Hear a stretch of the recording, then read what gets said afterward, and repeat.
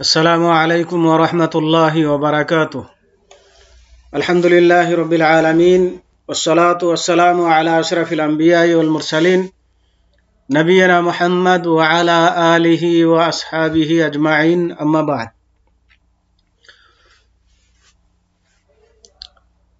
প্রিয় ছাত্র ভাইরা,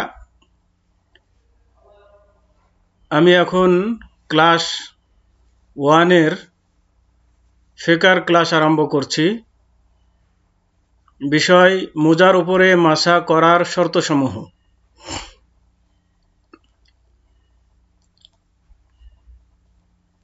অর্থাৎ মোজা যদি পায়ে থাকে তাহলে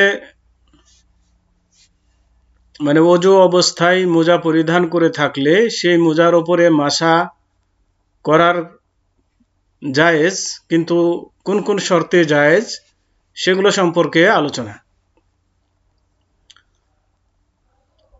1. পবিত্র অবস্থায় মোজা পরিধান করা। তার মানে মোজা পবিত্র অবস্থায় পরিধান করতে হবে, তাহলে তার উপরে মাসা চলবে। পবিত্র অবস্থায় বলতে পূর্ণ ওযু অবস্থায়। প্রথমে আগে ওযু করে নিতে হবে পূর্ণভাবে, তারপরে মোজা পরতে হবে। এরপরে ওযু ভাঙলে তখন দ্বিতীয়বার যখন আবার ওযু করবে তখন এই মোজার উপরে পা না ধুয়ে, মোজা না খুলে পা না ধুয়ে মোজার উপরে মাসা চলবে। মোজার উপরে মাসা করে নিলে পূর্ণ ওযু হয়ে যাবে।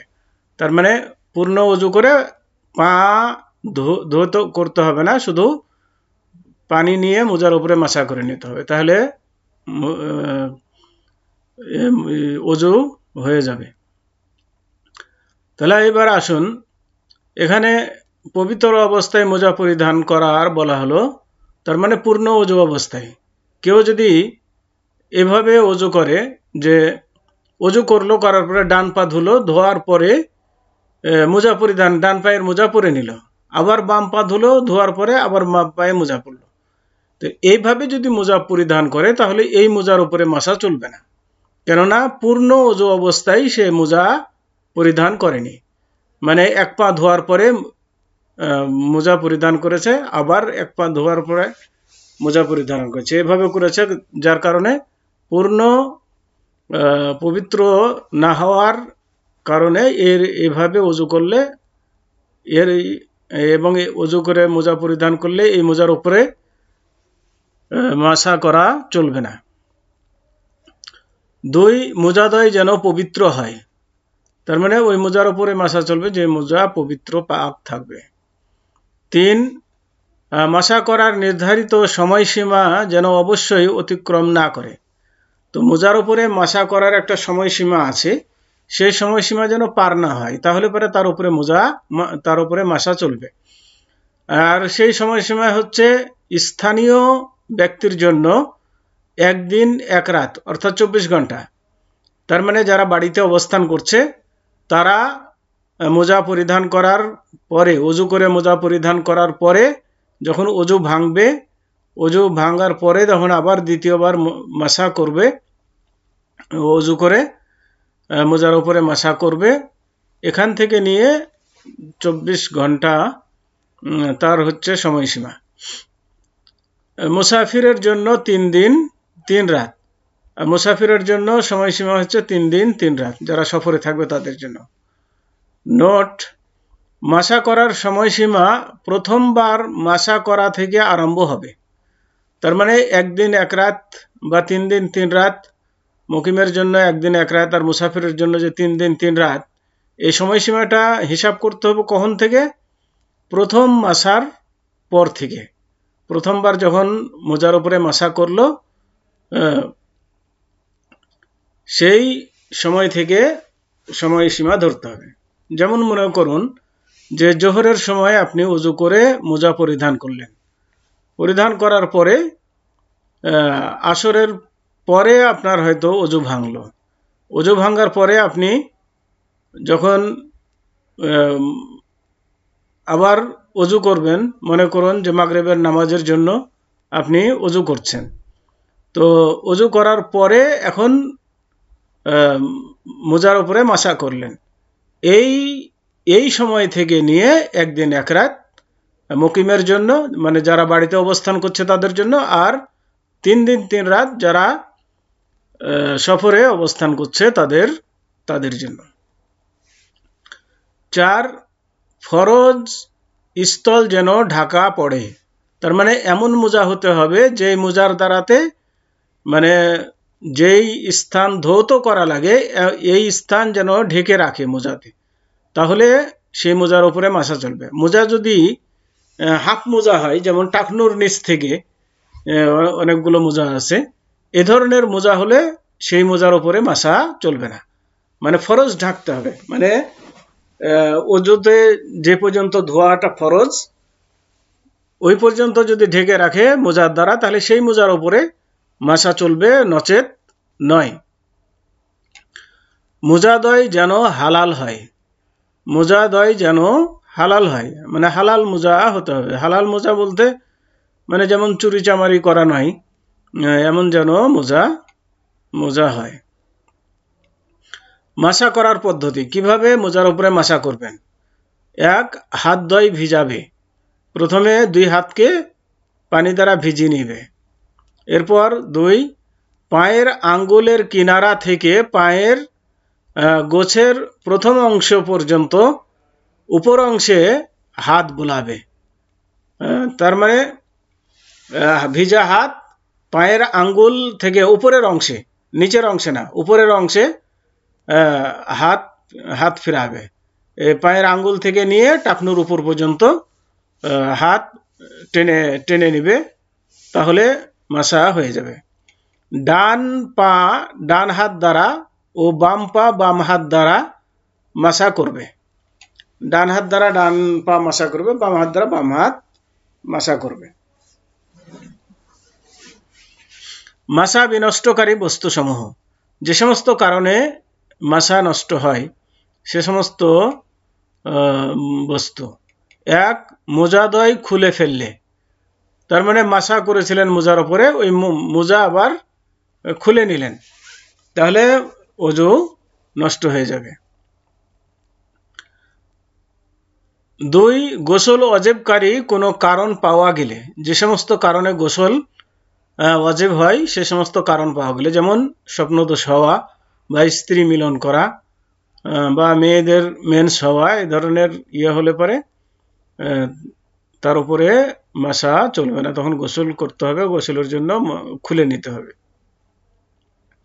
3, মাসা করার নির্দিষ্ট সময়সীমা শেষ হয়ে গেলে। মাসার সময়সীমা যদি শেষ হয়ে যায় তাহলে পরে মাসা নষ্ট হয়ে যাবে। আর সময়সীমা বললাম যে বাড়িতে অবস্থানকারী ব্যক্তির জন্য 1 দিন 1 রাত, আর যারা সফরে অবস্থান করছে তাদের জন্য 3 দিন 3 রাত। এবার আসুন গোসল করা সম্পর্কে। তার মানে এখানে গোসল বলতে ফরজ গোসলের কথা এখানে আলোচনা হবে। তো ফরজ গোসল সম্পর্কে আল্লাহ তাআলা বলেন, গোসল আমাদেরকে জানতে হবে যে গোসল একটা হচ্ছে ফরজ গোসল, যেটা স্ত্রী মিলনের পরে বা স্বপ্নদোষ হওয়ার পরে বা মেয়েদের মেন্স থেকে পবিত্র হওয়ার পরে, মাসিক থেকে পবিত্র হওয়ার পরে যে গোসল করা হয় এগুলো হচ্ছে ফরজ গোসল। বা সন্তান প্রসবের পরে যে রক্তস্রাব হয়, এই রক্তস্রাব বন্ধ হলে যে গোসল করে পবিত্র হওয়ার জন্য, এগুলো হচ্ছে ফরজ গোসল। আর সাধারণ গোসল সেগুলো হচ্ছে সুন্নাত গোসল, যেমন জুমার দিন গোসল করা বা এমনি পরিষ্কার পরিচ্ছন্নতা হওয়ার জন্য গোসল করা, ঈদের দিন গোসল করা, এই ধরনের এগুলো গোসল হচ্ছে সুন্নাত। বা ইহরামের জন্য গোসল করা। তো আল্লাহ রাব্বুল আলামিন বলেন, ওয়াইন কুনতুম জুনুবান ফাত্তাহহারু, যদি তোমরা অপবিত্র হও তাহলে পবিত্রতা অর্জন করো। সূরা মাইদা 6 নম্বর আয়াত। গোসল ওয়াজিবকারী বস্তুসমূহ, যে সমস্ত কারণে গোসল ওয়াজিব হয় সেগুলো। বীর্যপাত হওয়া, তার মানে স্বপ্নদোষের কারণে কিংবা স্ত্রী মিলন অবস্থা অথবা চুম্বনের কারণে যদি বীর্যপাত হয়ে যায় তাহলে পরে গোসল ফরজ। 2 স্ত্রী সঙ্গমে, যদি বীর্যপাত নাও হয় তবুও গোসল ফরজ।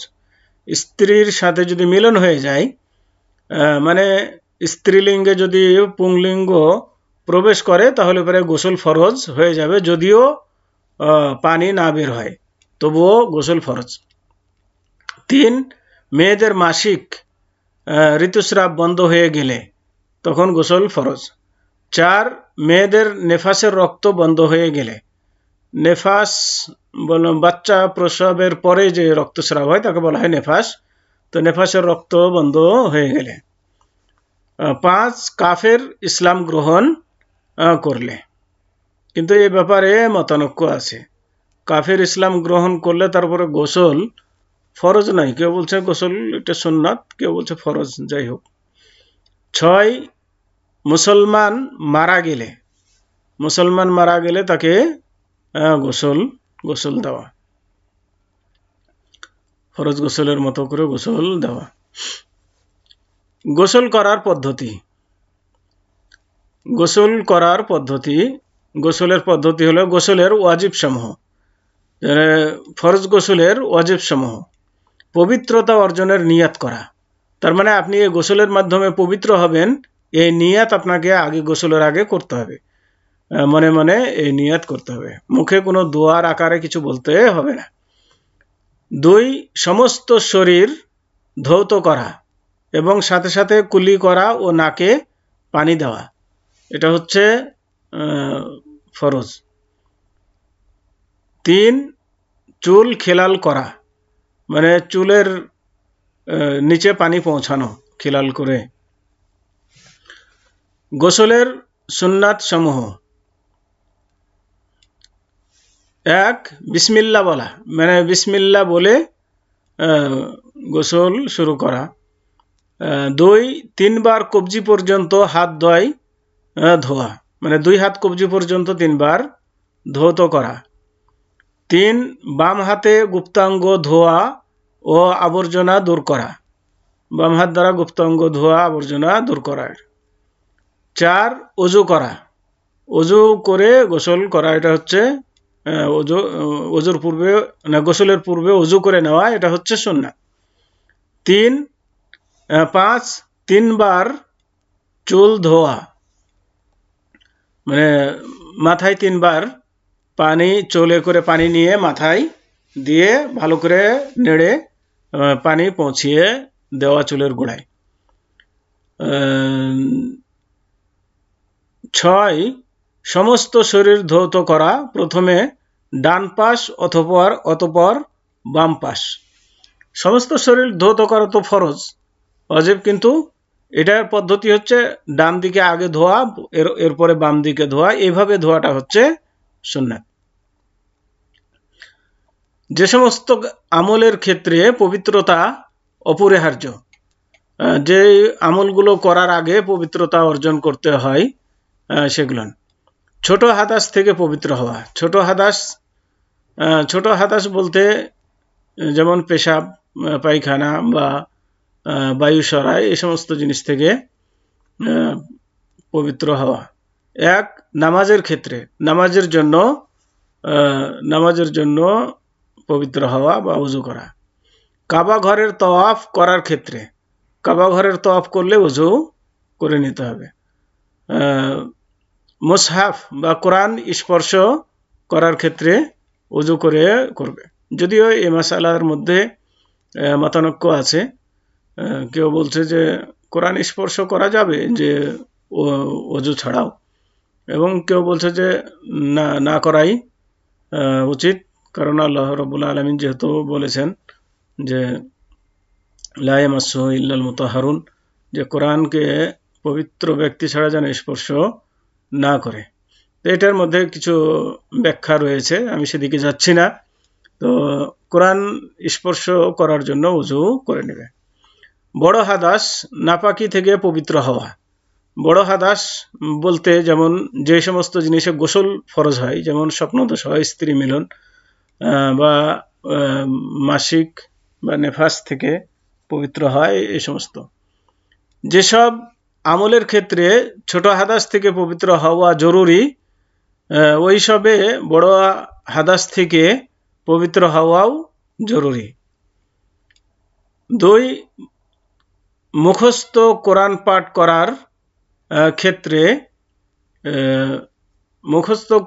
করার ক্ষেত্রে বড় হাদাস থেকে পবিত্রতা অর্জন করতে হবে। তার মানে স্ত্রী মিলন করার পরে তখন যেন মুখস্থ কোরআনও না পড়ে, বরং গোসল করে নেবে, তারপরে মুখস্থ কোরআন পাঠ করবে। মসজিদে বসার ক্ষেত্রে মানে অপবিত্র অবস্থায় মসজিদে অবস্থান করবে না। কেউ যদি মসজিদে অবস্থান করার সময় রাত্রে যদি তার স্বপ্নদোষ হয়ে যায়, তাহলে সে সঙ্গে সঙ্গে মসজিদ থেকে বেরিয়ে যাবে, যে গোসল করে আসবে, এসে মসজিদে অবস্থান করবে। তো আজকে এ পর্যন্তই। ওয়াসাল্লাল্লাহু আলা নবিয়িনা মুহাম্মদ ওয়া আলা আলিহি ওয়া আসহাবিহি ওয়া বারিক ওয়া সাল্লাম। আসসালামু আলাইকুম ওয়া রাহমাতুল্লাহি ওয়া বারাকাতুহু।